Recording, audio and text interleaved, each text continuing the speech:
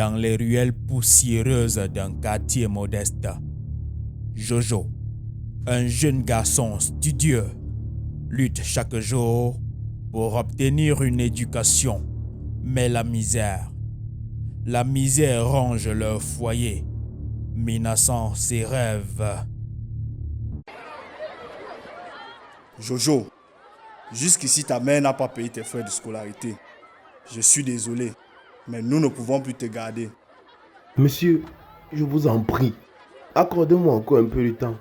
Je vous promets que ma mère trouvera l'argent. Je comprends ta situation, mais c'est pas possible. J'ai tellement travaillé pour réussir. Je ne peux pas abandonner maintenant. Reviens quand tes frais seront réglés.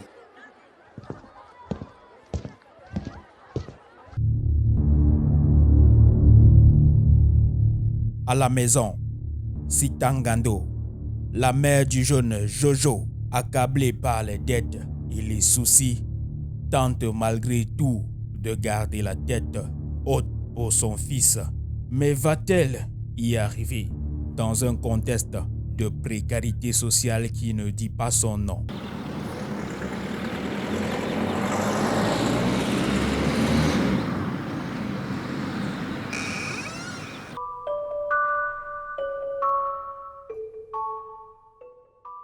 Ils m'ont envoyé de l'école, maman. Je t'avais dit que ça arriverait. Que va-t-on faire maintenant, alors que le baccalauréat approche à grands pas? Mon fils, ne perds pas espoir. Je vais emprunter à nouveau. Je trouverai un moyen. Tu retourneras à l'école et tu obtiendras ton diplôme. Je te le promets. Mais maman, tu es déjà endettée jusqu'au cou. Est-ce que tu t'en rends compte? Laisse-moi m'occuper de ça. Ton avenir est plus important. Un jour, tu nous sortiras de cette misère.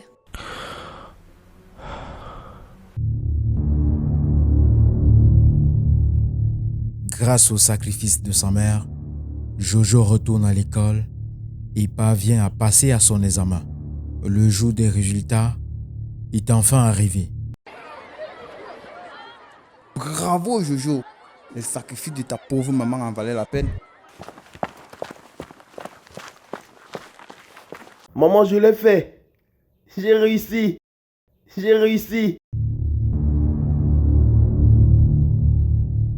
Toujours grâce au sacrifice de sa mère, Jojo a obtenu une licence en construction métallique. Actuellement, il est le directeur d'une prestigieuse entreprise de la place. La fierté de Sitangando n'a pas de limite.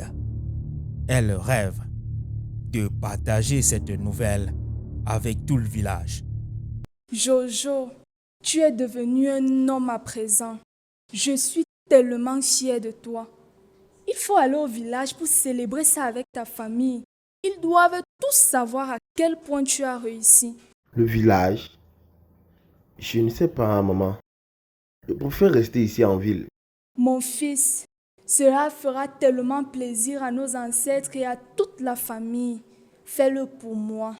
D'accord, maman, nous irons.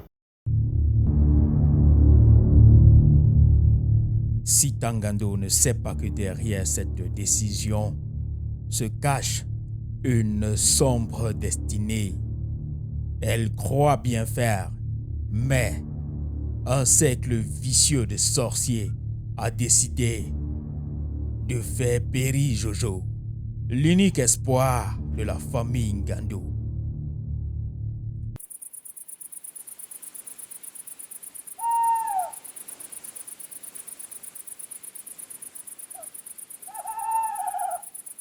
Ce jeune homme est trop brillant. Mais nous ne pouvons pas tolérer qu'il sorte la tête de l'eau. Le moment est venu. Ce garçon échappé trop longtemps d'autres volontés. Il doit être détruit avant qu'il ne devienne une menace. Il a hérité de la force de ses ancêtres.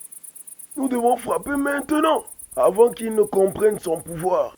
Isso, tu as au moins ses cheveux, j'espère. Oui, je me suis préparé. J'ai tout ce qu'il faut avec moi. Cela suffira pour l'affaiblir. Pourquoi perdre le temps à l'affaiblir? Nous pouvons le tuer directement et l'envoyer dans le monde des ombres. Non! S'il meurt trop vite, les sorciers interviendront. Nous devons d'abord le briser lentement, lui faire perdre la tête avant de le faire disparaître.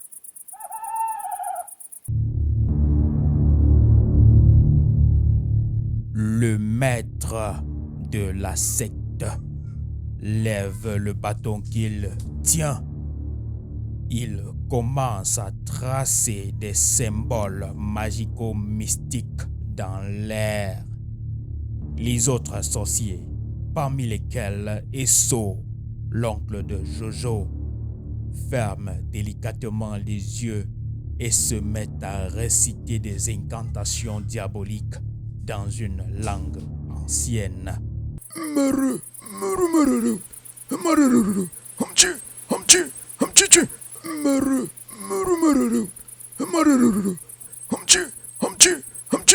Tu vas mourir d'une mort douce. Vas-y, meurs. Que ton âme te quitte maintenant. Meurs. Meurs, meurs. Meurs. De l'autre côté, Jojo est assis dans la cour.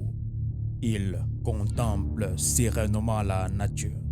Soudain, et oui, soudain, il commence à se sentir mal, très mal. Il transpire abondamment. Ses yeux deviennent vitreux. Maintenant, il s'effondre au sol. Qu'est-ce qui t'arrive, mon fils? Tu as quoi? Je ne me sens pas bien. Jojo est pris de convulsions. Une énergie noire et invisible semble l'envelopper, affaiblissant son corps. Pendant ce temps, les sorciers continuent leur rituel mystico-magique. Ils observent une petite poupée de cire qui semble représenter Jojo, ligotée à des ficelles noires. Il est sous notre contrôle. Ce n'est qu'une question de temps avant qu'il ne succombe. Nous continuerons jusqu'à ce qu'il n'ait aucune force. Demain, nous frapperons encore plus fort.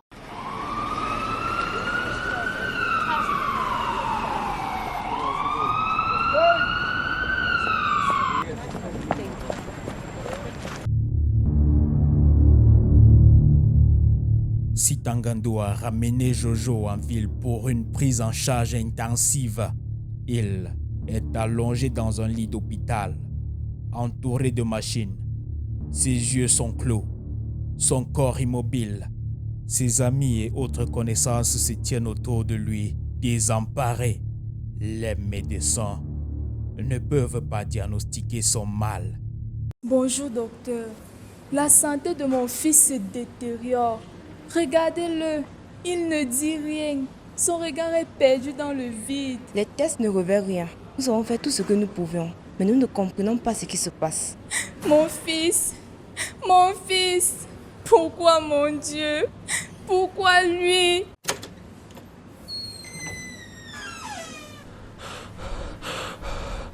Maman, je sens que la fin approche.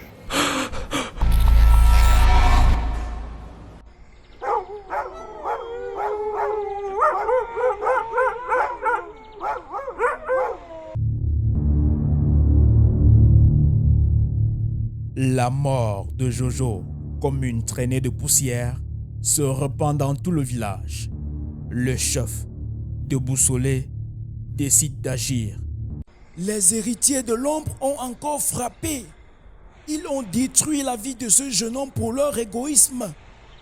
Mais cela doit cesser. Qu'ils sachent que ce village est sous ma responsabilité.